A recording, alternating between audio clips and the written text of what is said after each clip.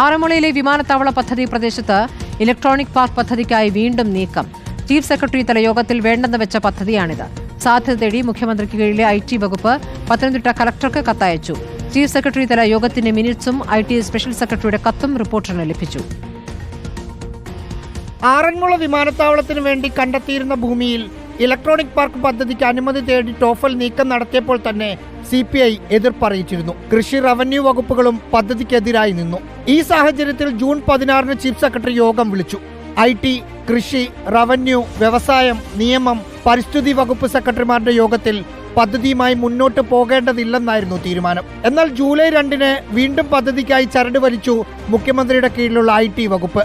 IT വകുപ്പ് special secretary Pathanamthitta കളക്ടർക്ക് നൽകിയ കത്തിൽ ഭൂമിയുടെ 6 വിശദാംശങ്ങൾ ചോദിക്കുന്നുണ്ട്. ടോഫലിന്റെ കയ്യിലുള്ള 335 ഏക്കറിൽ 90% ഭൂമിയും നെൽവയലുകളുടെ സ്വഭാവത്തിലുള്ളതാണെന്ന് ചീഫ് സെക്രട്ടറി തല യോഗം വിലയിരുത്തിയിരുന്നു. എന്നിട്ടും CPIM എടുത്ത രാഷ്ട്രീയ തീരുമാനത്തിന്റെ ഭാഗമായാണ് പുതിയ നീക്കമെന്നാണ് കരുതുന്നത്. Rahees Rasheed, in Reporter, Thiruvananthapuram.